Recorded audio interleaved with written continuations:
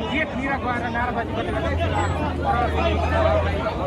गिराएको छ नसकेको छ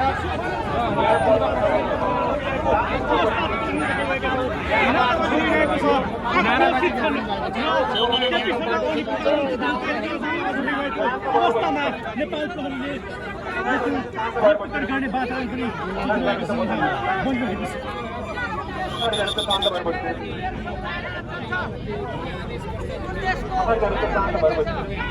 प्रदर्शन नगर्नु होला है, तपाईँले प्रदर्शन नगर्नु र शान्त भएर बस्नु।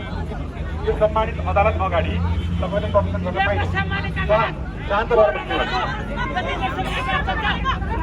तपाईँ शान्त भएर बस्नु है, तपाईँको आवेग तपाईँको रिस कन्ट्रोल गर्नु होला।